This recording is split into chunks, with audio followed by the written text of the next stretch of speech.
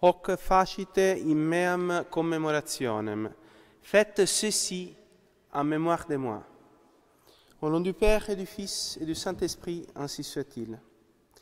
Chers confrères, chers fidèles, il est tradition dans notre fraternité et ailleurs de célébrer le Jeudi Saint comme fête du sacerdoce. Et c'est un choix qui pourrait nous surprendre. Après tout, nous sommes au milieu de la Semaine Sainte, plongés dans le deuil pour la passion du Sauveur. Autrefois, ce jeudi était, comme toutes les autres fériés de Carême, un jour de jeûne. Pourquoi célébrer la fête du sacerdoce aujourd'hui? N'aurions-nous pas pu la reporter à une autre période de l'année plutôt? Et cette stupeur grandit si l'on examine les textes de la messe. Ils ne disent pas grand-chose du sacerdoce. L'Évangile, on vient de l'écouter, est centré sur les mandatum novum, les nouveaux commandements, les commandements de la charité, dont Jésus nous donne lui-même l'exemple en lavant les pieds à ses disciples. Et l'Épître nous parle de l'institution de l'Eucharistie et des dispositions qu'il faut avoir pour la recevoir avec fruit. Qu'y a-t-il sur le sacerdoce? Juste 5 mots. Hoc facite in meam commemorationem. Faites ceci en mémoire de moi. Peu de choses, on serait tenté de dire.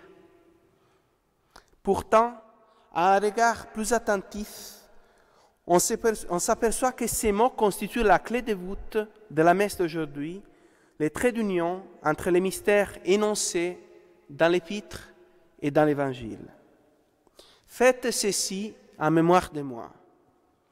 C'est par ces 5 mots que notre Seigneur a institué le sacerdoce catholique, un sacerdoce qui doit se perpétuer jusqu'à la fin du monde pour offrir non pas un nouveau sacrifice, mais le même sacrifice que lui-même, que notre Seigneur allait offrir sur le calvaire.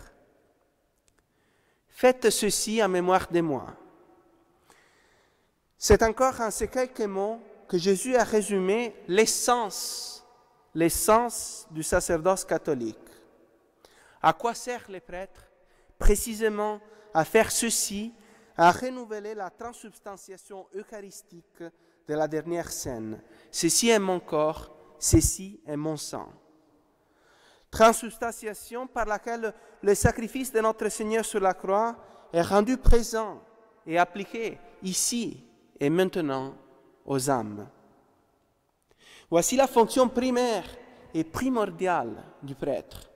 Célébrer la Sainte Messe, réaliser le sacrement de l'Eucharistie. Ces autres fonctions ne sont qu'une conséquence de celle-ci. Pourquoi les prêtres baptisent-ils? Pourquoi les prêtres confessent-ils? Eh bien, pour disposer à l'Eucharistie qui requiert l'état de grâce en celui qui la reçoit. Pourquoi les prêtres administrent-ils l'extrême onction? Pour supprimer même les plus petits restes du péché qui empêcheraient à l'Eucharistie d'obtenir son plein effet. Bref, comme l'enseigne saint Thomas d'Aquin, tous les sacrements sont ordonnés à l'Eucharistie comme à leur fin. Et l'Eucharistie elle-même, à quoi est-elle ordonnée?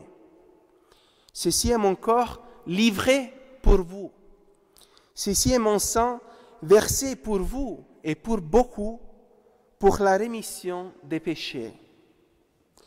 La fin propre de l'Eucharistie, comme d'ailleurs, selon les thomistes, la fin de l'incarnation, est précisément le salut des âmes.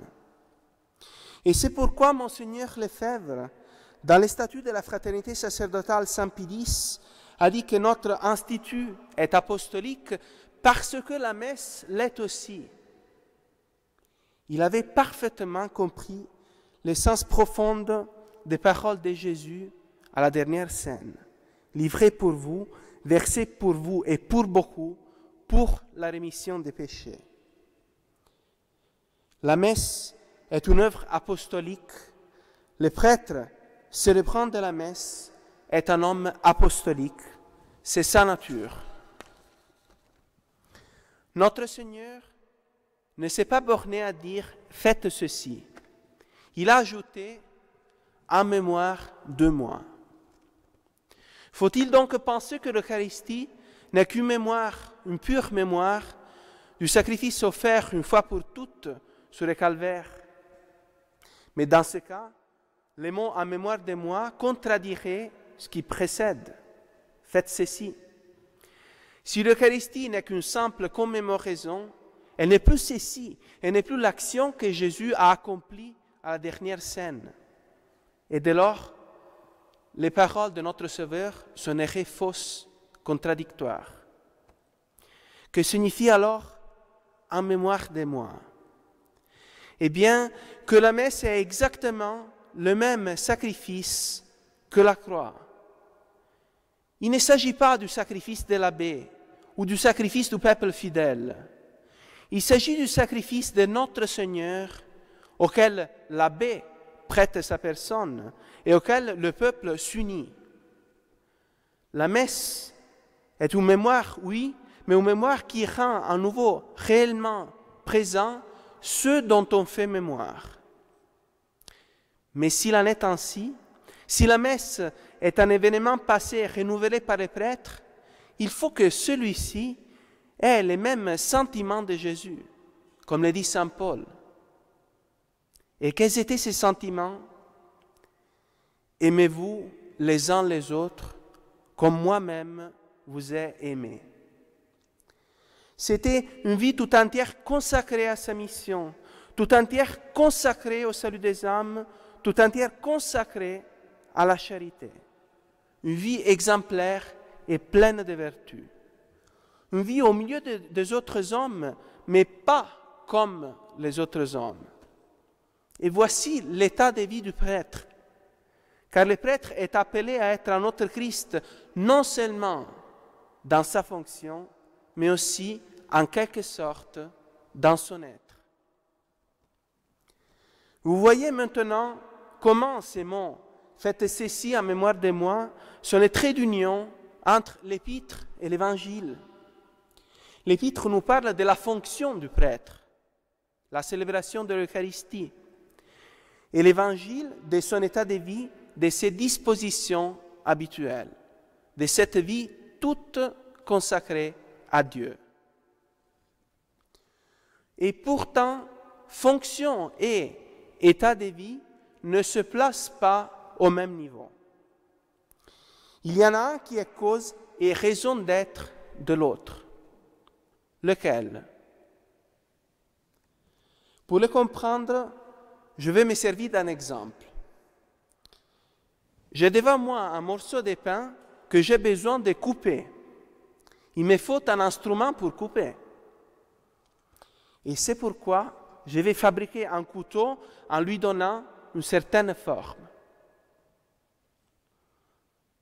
Ce n'est pas parce que j'ai donné au couteau une certaine forme que je vais l'utiliser pour couper, mais c'est parce que je dois utiliser quelque chose pour couper que je donne à tel objet une certaine forme. Autrement dit, c'est la fin qui détermine l'essence de quelque chose. Il en est de même pour les sacerdoces. La fin du prêtre, sa fonction propre, nous l'avons vu, est de célébrer la messe et par voie de conséquence d'exercer son apostolat auprès des âmes. Et c'est en raison de cette fonction sublime, la plus élevée, qui puisse exister ici-bas, qu'il doit y avoir un état de vie spécial, un état de vie qui lui permette de s'acquitter comme il faut de cette fonction. Ceci est confirmé par la façon même dont le sacrement de l'ordre est reçu.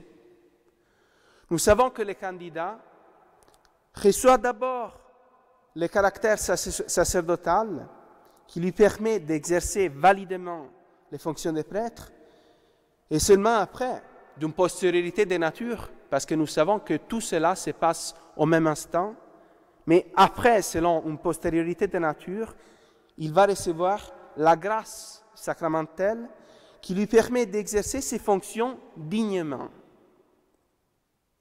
Et nous savons aussi que le caractère est indélébile, alors que la grâce, hélas, peut être perdue par les péchés mortels. On peut faire un parallèle avec les prérogatives de la Sainte Vierge. Marie a été prédestinée d'abord et avant tout à une fonction, c'est-à-dire à être la mère du Sauveur. Et c'est en raison de cette fonction, c'est pour qu'elle puisse l'accomplir comme il convenait, que Dieu lui a donné l'Immaculée Conception, la plénitude de grâce et tous les autres privilèges qu'on connaît. C'est la fonction qui prime sur l'état de vie, la fin qui l'emporte sur les moyens. Est-ce que cela veut dire que finalement, l'état de vie n'a pas beaucoup d'importance par rapport à la fonction? Ce serait se méprendre et se méprendre gravement.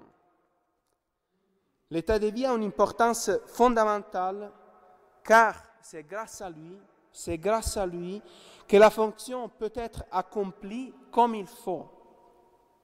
Sans un état de vie convenable, la fonction elle-même serait obscurcie et ne pourrait pas atteindre ses effets ultimes. Mais ce n'est pas pour autant que l'état de vie doit prendre les pas, en quelque sorte, sur la fonction. Cette doctrine, vous le voyez, n'est pas sans implication pratique. Il y a eu surtout dans le passé des écoles de spiritualité qui plaçaient l'état de vie du prêtre avant sa fonction. Les prêtres, d'après ces écoles, étaient foncièrement un religieux qui, comme un religieux, doit viser d'abord et avant tout sa propre perfection. Ce qui a la primauté, ce sont ces exercices de piété quotidiens, et l'apostolat vient après, et comme par voie de conséquence. On a presque l'impression, si on suit jusqu'au bout les raisonnements de ces écoles, que les prêtres doivent se sanctifier malgré son apostolat.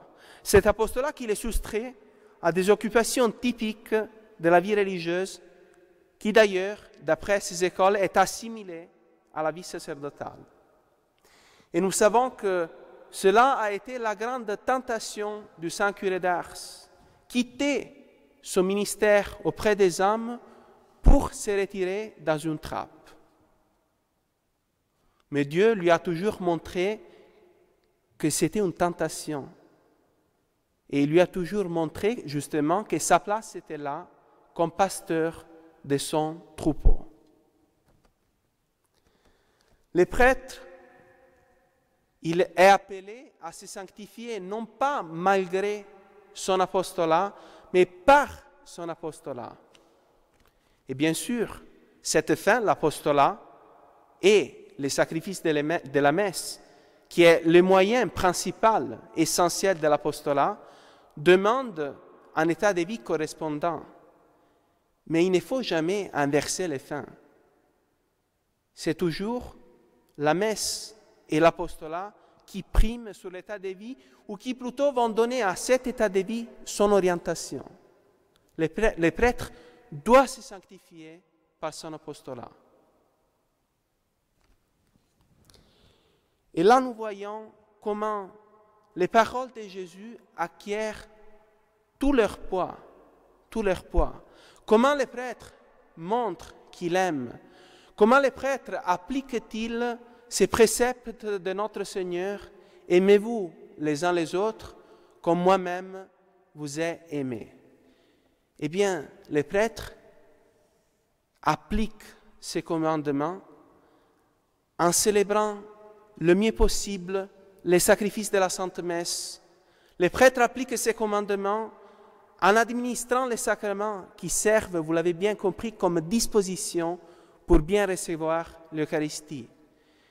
Et les prêtres accomplissent ces ministères, les prêtres accomplissent ces commandements par son ministère par lequel il prolonge en quelque sorte les effets de la Sainte Messe chez les âmes qui lui sont confiées. Non, l'apostolat, ce n'est pas un empêchement du ministère sacerdotal. L'apostolat, ce n'est pas quelque chose qui soustrairait les prêtres à un état de vie qui serait le sien, qui serait plutôt l'état religieux. Parce que nous savons que la fin propre de l'état religieux, c'est sa propre sanctification personnelle. Non, justement, l'apostolat, c'est le plein et ultime épanouissement de la grâce sacerdotale elle-même. Et c'est fort de ces constatations que nous apprend la théologie thomiste, que le prêtre devra toujours se sanctifier en ayant en vue son apostolat. Comme Jésus a toujours agi, a toujours enseigné, a toujours accompli ce qu'il accomplissait, en ayant en vue son sacrifice suprême et les biens qui en découleraient pour les âmes. Voici la signification de cette fête. Voici pourquoi la Fraternité Saint-Pilice et avec elle beaucoup d'autres instituts fêtent aujourd'hui les sacerdoces, pour montrer la relation intime qu'il y a entre les prêtres, les sacrifices de la messe, les sacrifices de la foi, les sacrifices de la croix, et la charité pour les âmes. Demandons à la Sainte Vierge Marie, qui s'est offerte elle-même au pied de la croix, qui la première a uni parfaitement son sacrifice au sacrifice de notre Seigneur, de comprendre cette doctrine et de la mettre en pratique dans toute notre vie. Au nom du Père et du Fils et du Saint-Esprit, ainsi soit-il.